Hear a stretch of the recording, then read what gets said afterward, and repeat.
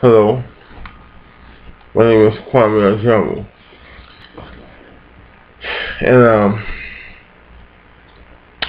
I've made a few videos on YouTube, some on with a beard, some on without the beard. But anyway, this video is concerning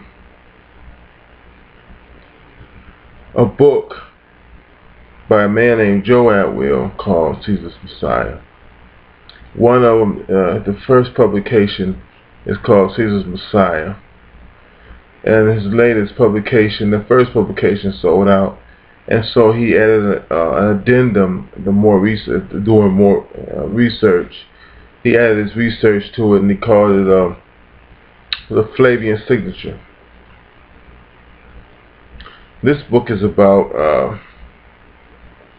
This is one of many books in the Jesus theory histories, the alternative histories that different people are trying to figure out where this whole Jesus thing come from. Since I think the 1700s, when the Western world, when writers of the Western world really began to dig into this Jesus character, the religion of Christianity itself, there's been quite a bit of discrepancies founded in the whole biblical narrative of this Jesus, the Gospels, and some in the epistles with the Gospels that accompany the Gospels, and what is known today as the New Testament. And most of what's in there has been debunked, but still claimed by many that this Jesus was a historical character. And I think the reason for this is that many authors are Christian themselves. Many so-called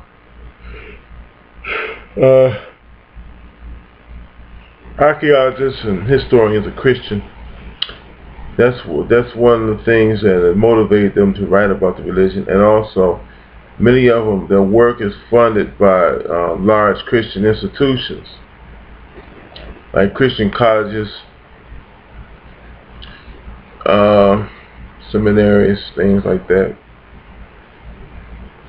and colleges that, if not Christian, are highly funded by Christian interests. But I'm here to say today, of all the Jesus research out there that I've been doing of myself over the past 20 years or so, I've always been interested in this, especially since the age of 28.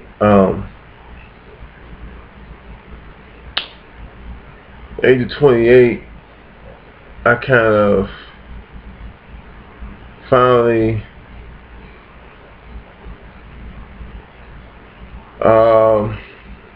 what's the word to use? I kind of finally came out of Christian religion by choice, because a growing nationalism that I had. I've been a black nationalist for many years. I came to the point where the two couldn't reconcile themselves together. One reason because, I guess it's kind of shallow, but the harm and the egregious horrors that the religion of Christianity, or those who practice the religion of Christianity, were responsible for putting my people through, the black people of America. Now, I'm not letting the African chiefs and kings or whatever off the hook in my mind for their role on the other end of the Atlantic slave trade. To me, was on both ends, it was very rich and powerful men coming together to make a profit, and we were just the fodder. But you even had ship, the first slave ship I understand that started North American slavery proper under the English colonial tutelage was the ship Jesus.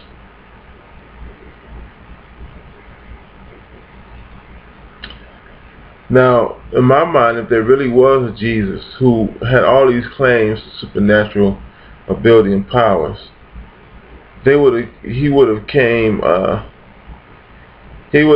manifested himself again, or caused some kind of power to erupt, and he would have saved us from having these things, egregious things done to us in his name's sake. Not only that, but the people who initiated the trade of Africans as slaves was a Catholic priest named Lakatos. So I couldn't reconcile myself with this. And also, I used to hear a lot of black preachers talk about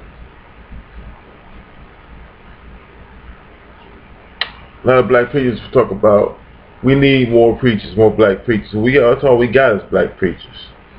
On every corner in a black neighborhood is a church. So why would they say make such statements? We need more. We had enough black preachers, but we didn't have enough real, true black nationalists.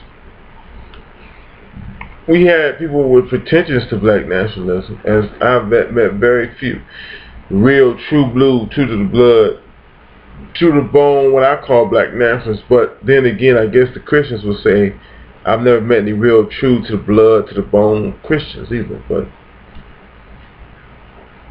I've actually met some of them, and they're some of the real, true, and some of the best people in the world. Some of the most evolved as far as love, kindness, that type of thing, people in the world. There's a lot to be desired in them when it comes to knowledge or the ability to actually do, as Gurdjieff put it. So I guess most of them will fall into the second category. The first being a fakir, a faker, whatever. The second being man of emotion, the monk. The third being the yogi, the man of the mind. But anyway, getting back to what I was speaking of.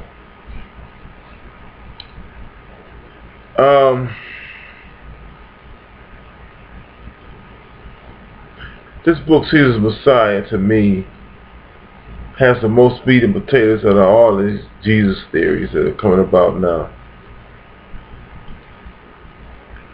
Joe Atwill, for years, it's been noticed, even going back to the early Christian times, that a work by a guy named Flavius Josephus, whose former name was supposedly Josephus ben Matthew, or Bar Matthew, Bar being the Aramaic for son of, and Ben being the Hebrew for son of. And back in those days, they spoke Aramaic.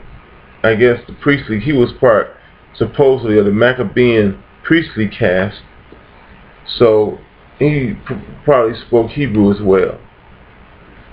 But Aramaic was the common language, and that's the thing.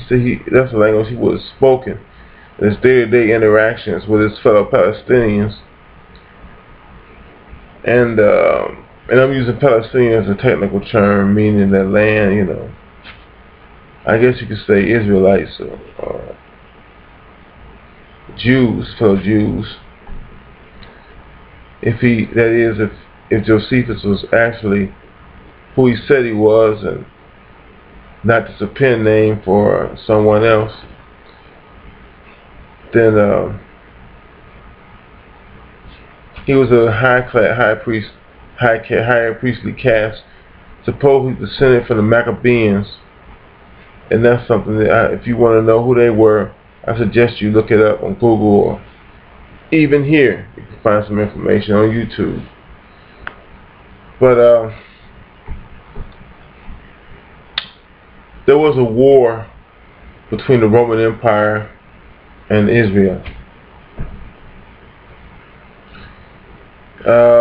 Israel was just one of many nations that was I'm tired. Anyway, they're one of many nations that was under a Roman imperial rule. Just like later on, they said the sun never sets on the British flag. All the European nations took turns colonizing the rest of the world and lording over them. The same. That's what their Roman mother did. All the European nations are nothing but an extension of Rome. Even this America is a grandchild of Rome, but she's just an extension of Rome. Their whole politic, everything is pretty much the same. But anyway, when you were in the Roman Empire, or a state controlled by the Roman Empire, you could worship whatever god you wanted, but you had to worship Caesar. That's who you had to worship, the Emperor Caesar. You had to have a bust, a statue, a bust of him in your temple along with your gods to worship. They had no problem what god you worship. You just had to include their god. And even if they were just burning some incense or something like that, that was like pledging allegiance. They were like their flag. That was like how Americans pledge allegiance to the flag, to the American flag today, to show their loyalty. The Jews were normally excluded from that because the Jews, they were considered ancient people to the Romans, to the Europeans then, and they were given certain status because everyone knew that if the way that you make Israel complacent was you let her practice her own religion, and you let her own local leaders deal with their religious problems and things, and you didn't rather change too much on Israel's religion. You let them have a religion and leave them alone, and that's all they pretty much wanted. Then, of course, the high priests and all that were bought off by the Roman hierarchy. But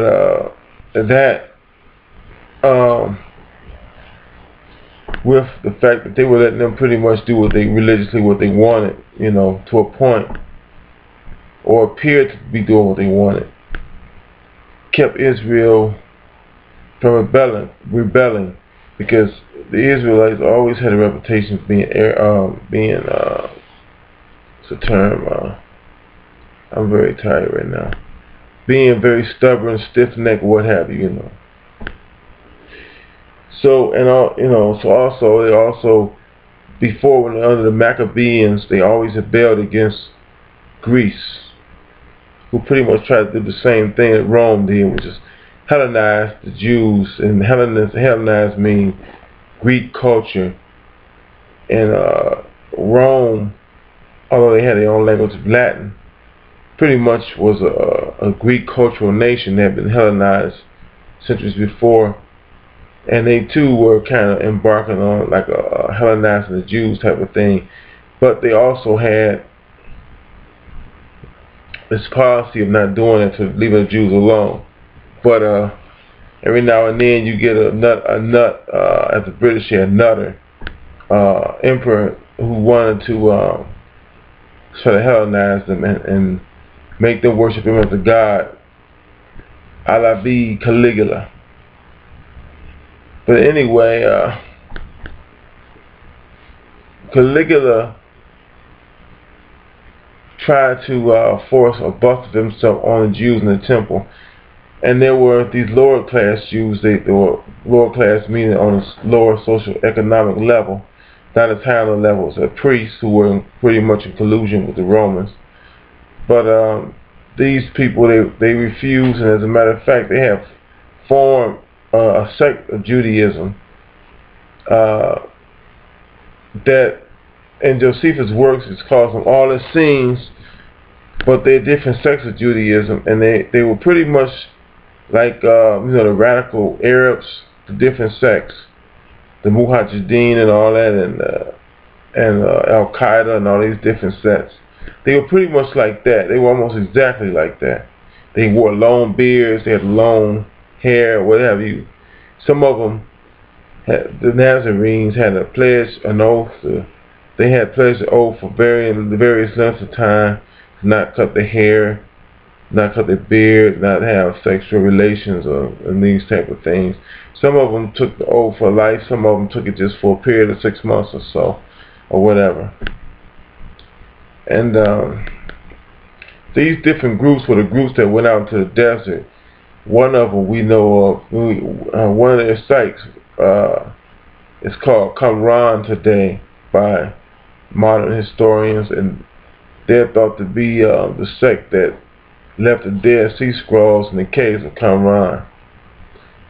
And they were one such sect as this, and they rebelled. The Romans called one sect the Sicarii, which means assassin in Latin. So anyway, these guys rebelled, killed most of the high priests, if not all of them, that were in collusion with the Herod family and vis-a-vis in collusion with Rome. And so they had pushed the Roman soldiers had a garrison right there in the temple, and they had pushed the Roman soldiers out. In 66 AD, they rebelled against Caligula, putting this bust of himself in their temple there, and they pushed the Roman soldiers out. Now, Caligula, I'm sorry, it was Nero, not Caligula. Nero is the emperor that tried to get them to worship his bust, and then when it didn't work, then when they pushed his Roman troops out, he sent 2 of his crack generals, one with Vespasian and Vespasian's son Titus, to take back Jerusalem. Now, Josephus' works, it states plainly that one of the big reasons that this whole thing started was because the Jews refused to worship a bust of Nero. So we know that a problem these Roman emperors had was trying to get these Jews to worship them. That was like pledging allegiance to a flag or something, like I said before. So they sent Nero and Vespasian. Vespasian and Titus. And so Joe Atwell, before I get to that, there's been writers, I can't remember the name right now, but there's been writers who have noticed that authors of the Bible, the New Testament, in various books seem to have drawn and copied off of the works of Josephus Flavius, which was written some 40 and 50 years after the New Testament time was supposed to be taking place. 40 and 50 years after this Jesus was supposed to have lived. And it wasn't the other way around where Titus Flavius found their documents and copied. It was proven by the sentence and paragraph structures of Josephus Flavius and the Bible, the New Testament, Luke or what have you, that even certain words that only Josephus used was copied in Luke. That certain events in Josephus' Antiquities or works or War of the Jews, which is basically about the war between the Romans and the Jews, was copied word for word, verbatim almost, in the New Testament Gospels. That's been known for quite a while, but scholars always thought, like I just said, and also about Josephus calling Jesus' name, and a lot of people say it was interpolation, but scholars have noted that even if part of it was interpolation, that some of the sentence about Jesus being in the paragraph was an original. So they thought that Josephus was copying documents, the older documents that he held from the time of Jesus, when he was trying to tell the history of the Jews, that he copied it from an older document. And some people thought that most of it was interpolated by later Christians into his works. But right after that, after Josephus just happens to mention Jesus out the sky, he says that the Jews took the Christ, a wise man, Christ, Jesus of man he was the Christ and that. But then he goes to the rest of his book as if he's a Jew. That paragraph, that sentence sits out like a sore thumb in his works. And then right next to that, there's another sentence or another writings about a certain Decius Mus. Now Decius Mus turns out to be an old Roman myth about a Roman general who sacrifices himself to the enemy's gods in order to win the enemy's gods away from the enemy so that the Romans can have victory. And then it becomes known as devotio, and it becomes like something for like somebody, like a guy to like sacrifice himself for the world or something, you know. So and then Josephus takes that name and says that and builds a crazy story that's totally, totally unreal, and it's like something surreal. But Decius Mus, who falls in love, wants to have sex with a certain woman. She's a worshiper of Thoth. That's the god, Egyptian god Yehudi. The Greco-Roman world called him Thoth, and he was supposed to be the Word. In other words, Hermes Trismegistus is who the later Greeks tried to make him out to be. But he was supposed to be the Word, who brought the Word. Actually, he was originally an Egyptian, or Kemet, as Egypt is really known as, a Comitian god, who brings the Word in the form of some kind of ibis, or bird, just like the dove descended on. Well, I gotta plug this up. Okay.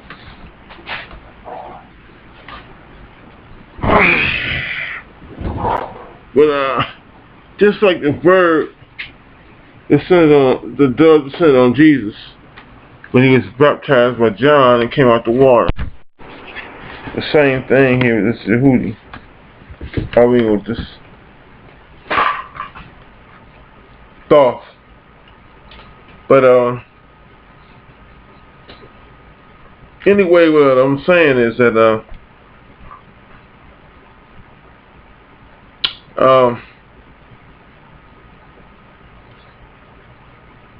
this guy really wanted to make love to this female.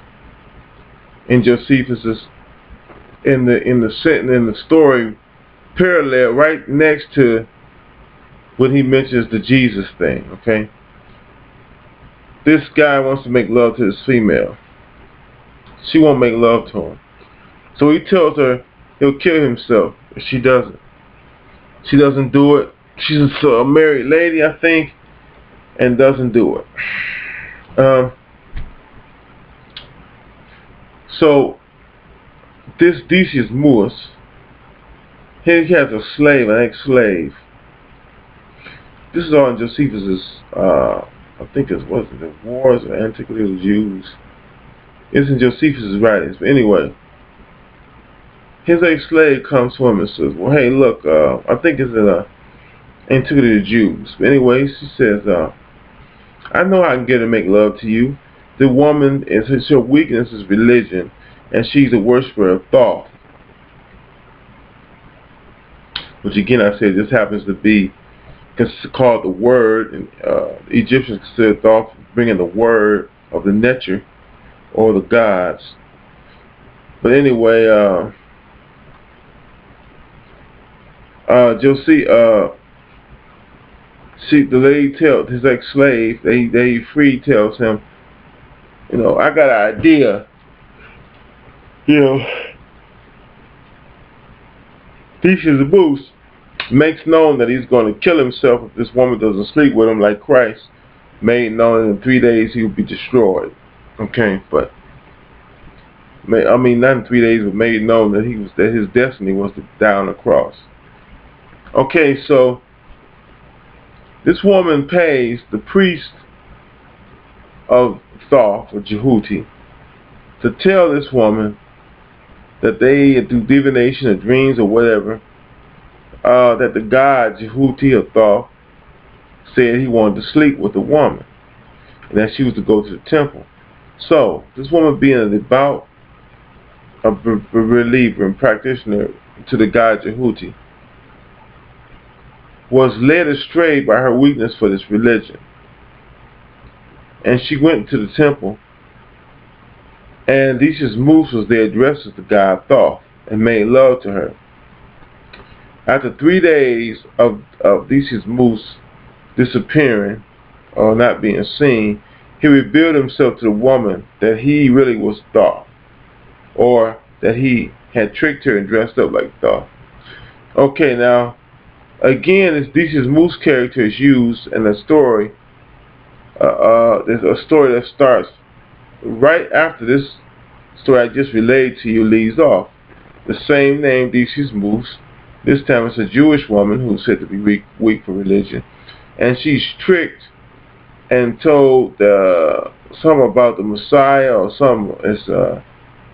somebody is in her town. Somebody is there in the town that is chosen, and that she's to send purple, which is a color of royalty, and something else, gold, to this temple.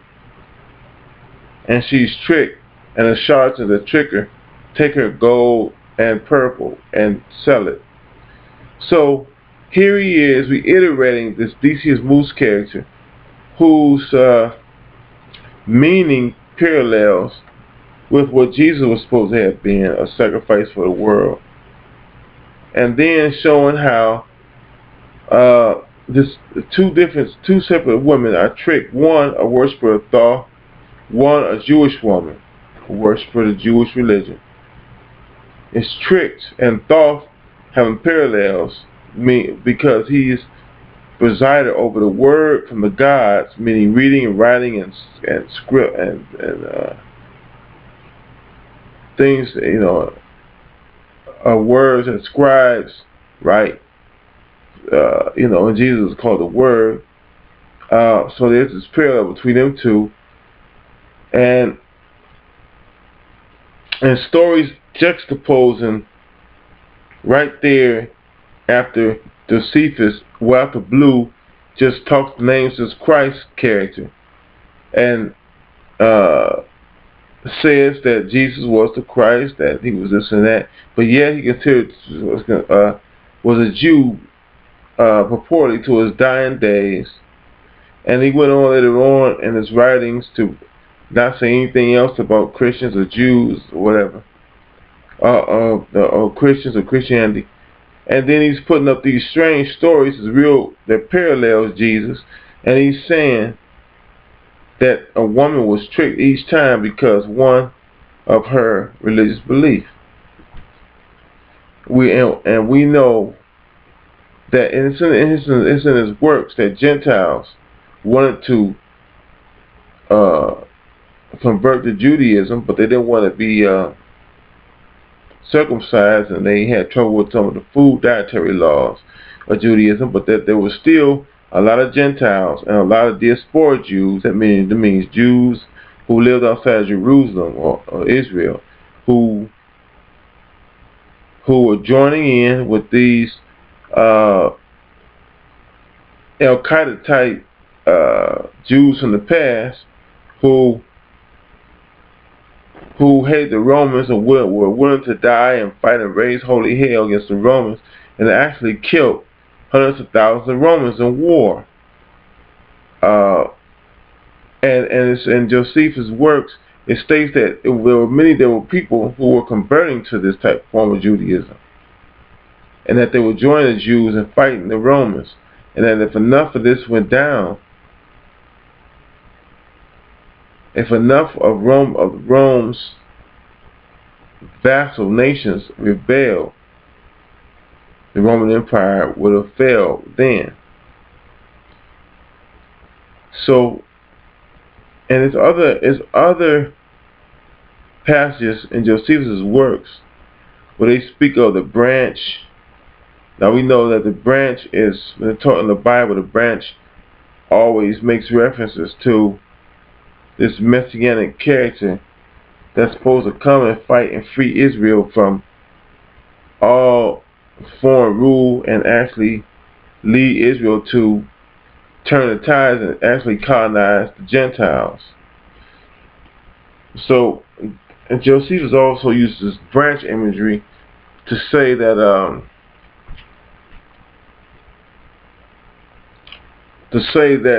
a domesticated form of this branch is going to be woven on to the wild, untamed variety of this branch.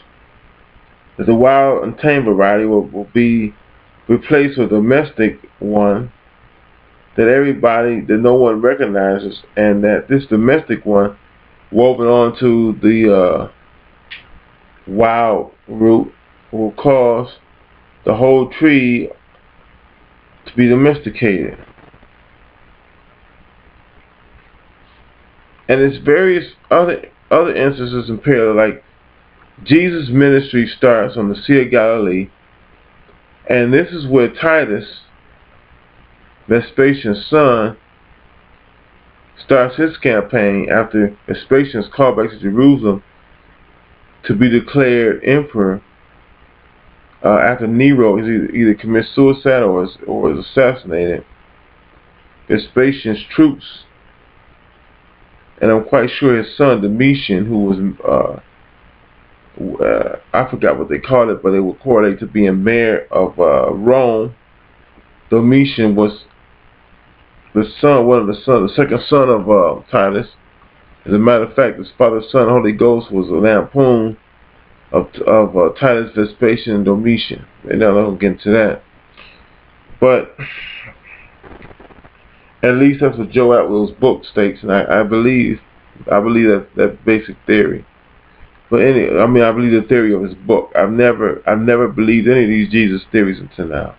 A lot of them came close, but they just didn't put the whole picture together. His book answers a lot of questions. But anyway, Titus Flavius' campaign mimics Jesus' ministry from start to finish. The fact that they engage in a battle on the Sea of Galilee with some rebel Jews, and it says they caught them rebel Jews that swam to the boat to try to be saved. Had their heads cut off or hands cut off. Just like fish, it said, Jesus said, "I'll make you fishers of men." That's how they fish. They speared them, and they caught them in a net, or they speared them and cut their heads off. But also, it says in Luke, "I'll make you catchers of men." And also, Jesus tells the disciples when he sees them, he calls them out. They were fishermen. He said, "Do not be afraid, follow me." Now Titus, when he goes into starts his campaign on the banks of Jerusalem, on the banks of the Galilee, he tells his men, "Do not abandon me. I will go first." Now, when he says, "Do not abandon me," that's like saying, "Don't be afraid. Gather yourselves, and I will go first, as I always do, to the gates." It's like, "Follow me." I mean, this is sophisticated wordplay. They're not going to come out and just make stories totally parallel. It's conceptual, the concept, not the associative mentations, but it's the concepts. It's the concepts. And every campaign that Titus makes all throughout the book is something that the Bible says Jesus did. You got to get the book, Flavian signature. And the way I want to tell you, even though this man wrote this book and he wants to get, he wants to get back some of the money that it probably took him to make the book, but he's made a lot of money off of it, and this is just too big to hold back, because this shows there's other things dealing with this, even Freemasonry. And I mean, I know a lot of people have these conspiracy theories. I know this sounds like one, but I'll be damned if the evidence isn't there. If you really look at the evidence, even reading the scriptures, once your eyes open, you can see that Freemasonry probably came out of the cult of the emperor, because that's where all the rich and powerful men gathered, and they probably had codes and things. Not only the rich and powerful men, but also the slaves of the empire. And I'm quite sure that they, just like in the church today, they were making deals and cutting deals and this and that, for certain things. But this needs to be brought to the light, because these motherfuckers been lying for 2,000 damn years and probably beyond that about all the religions. Now I believe that there's a spirit, that there's an absolute, and I have proof of that for myself. I have subjective and objective proof. But I'm not going to go there. I'm here to talk about this. Even the fact when Jesus, for some reason, I know scholars have said, well, why would Jesus, when he destroyed the fig tree and said the fruit, something that don't bear and doesn't bear good fruit, a tree a fig doesn't bear good fruit, will be cut down. And it was, everybody was saying, well, hey, it wasn't the season for the tree, but Titus had all the fruit trees cut down between his camp and the temple and the wall of Jerusalem. And every point, even the tower that Jesus talks about, Titus wonders where would be a good place to build the tower. The tower overlooking the wall. That tower would be for reconnaissance of a building, an engine, what they call the engine, a battering ram or something. Even when Jesus stops us right outside the temple wall, right outside the gate of Jerusalem, before he goes in, he sends people in. He said he'll meet them there. Titus does the same thing. He sends scouts in. It's just too many parallels to overlook. After a while, you say, damn. It's like they're trying to tell you we made this shit up.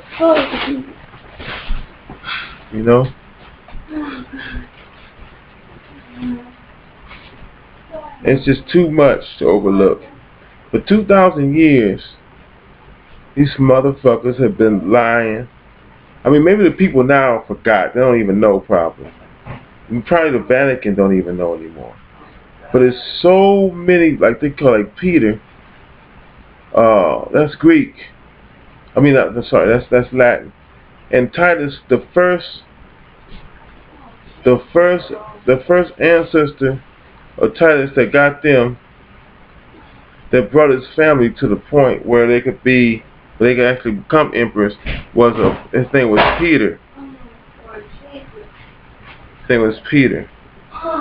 Now, why would, and also this Peter is said to have been, he was in the civil war between Pompey and Augustus, and they said that at a certain battle he fled.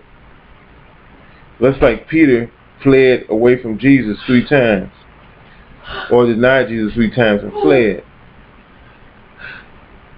So what I'm saying, excuse me, is somebody very ignorant messing up my video. But anyway,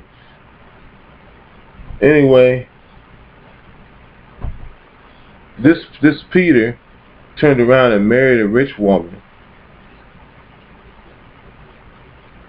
and launched the Flavian family to where he was the foundation of the Flavian family. And why would, and it's like, this is just, I mean, why would this be in Titus's family, him and Vespasian, his father's family, this first patriarch named Peter, who was the first one that gave the family any notoriety to even be equestrians or whatever, to get to be emperors, to get to be Roman emperors. This was the foundation, the cornerstone of their family. And then they turn around and name a gospel character Peter, Simon, who was actually a rebel named Simon who fought against the Romans in 70 AD. In other words, this Jesus was created and backdated to 78 to the 30 something AD, so that, you know, because the Jews believe a generation, 40 years is a generation, and he was backdated so that they were trying, so that it would be said that the prophecies of the Old Testament were fulfilled, because they were trying to create a whole New Testament, a whole new Torah for the Jews, so that they would feel that these prophecies were fulfilled, mostly so that the peoples around them would feel that, because Gentiles, I mean, read Josephus and read history, the Gentiles were trying to convert, and it was also Gentile nations that converted and that actually helped fight in the war of the Jews. They sent people to fight.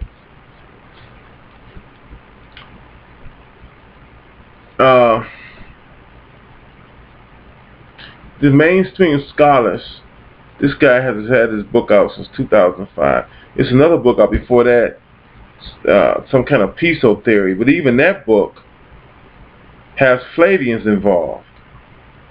And there's a historian, a couple of historians, who are independent of this Joe Atwell, came out and independently figured out that the Flavians were some of the people directly responsible for creating Christianity as a psyop to redirect the radical messianic movement already in play in Jerusalem. They created a peaceful Messiah to redirect these warlike Judaic sects who were expecting a warlike Messiah. Now, I don't just go for anything. It's got. I mean, first of all, let's look at the facts. The very first, earliest known Christians, the very first Christians were Flavians. Why? The first so-called Pope was Clement of Alexandria. Early church father said he was the first Pope. A later church father said he was the fourth Pope, because he knew how that sounded, that the first Pope would be a Flavian, the very emperor that destroyed Jerusalem. Why was the very first Christian martyr Domitilla Flavius? She was martyred. She was probably Titus's niece or sister, and she was exiled by Domitian, Titus's brother, once he became emperor, and her husband was killed. And they say that she was martyred because of her Christian faith, but Domitian killed everyone around him. He became paranoid. As a matter of fact, that's the reason why his own family plotted and killed him. His wife and the next slave of the household killed him. So who knows why he exiled her, and then she just became, known as a Christian martyr.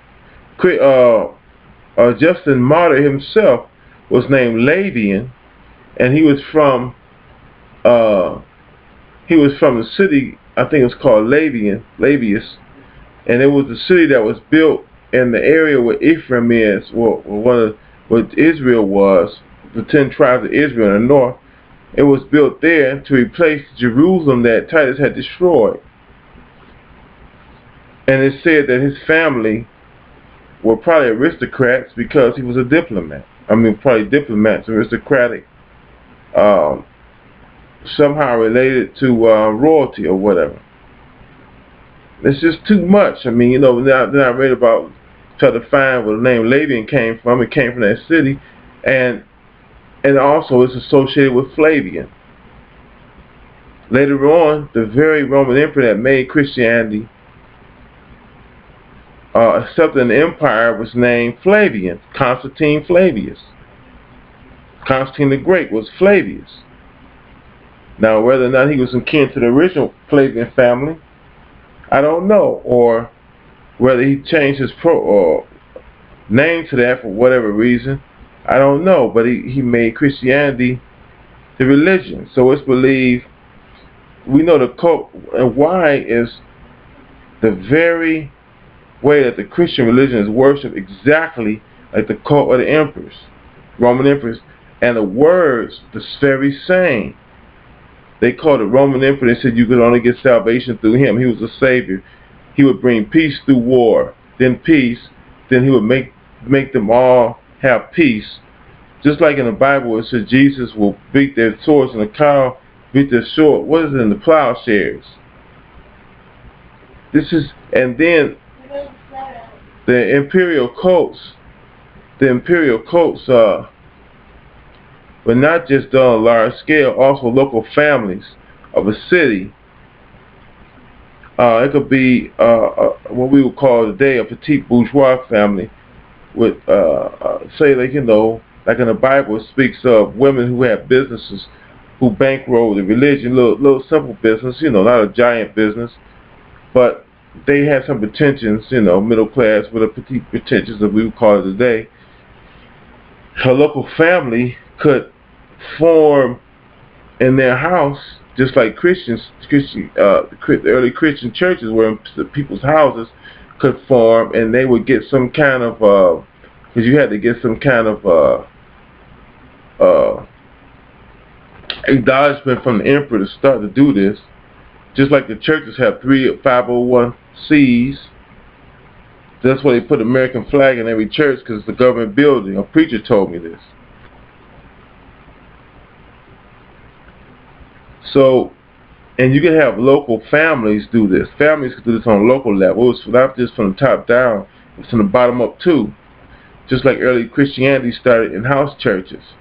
Just like they found this early building in the 1st century that they were worshiping Jesus or whatever. Titus hid himself in this character Jesus, and also because it says,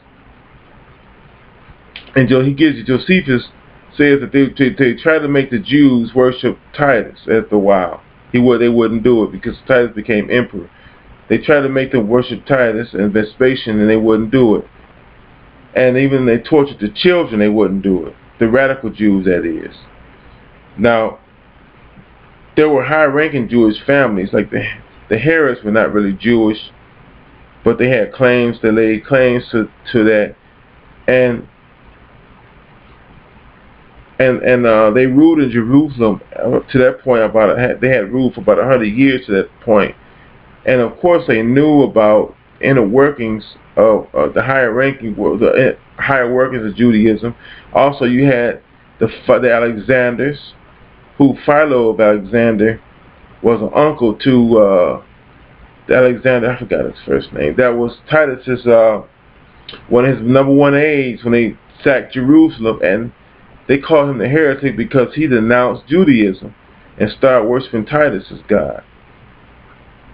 True. So you had Philo of Alexandria was the one who came up with this. He tried to take Judaism and Hellenistic philosophy and merge it He the one that came up with the word, with the logos, that whole philosophy as the word of God creating the universe through the word, Philo. And Philo's family were stewards over, Philo's brother was a steward over the money of, I think, Claudius's mother. He was steward over her money. He managed her money. The Alexanders were the richest family in the Mediterranean, and also they helped bankroll the Flavians into coming to power. And if anybody could fake Torah and write a New Testament to try to say that this was the fulfillment of the Old Testament, they would be the ones who could do so.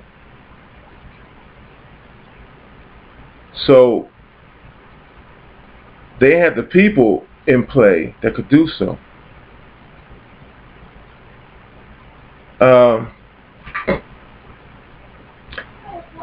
There's even this historian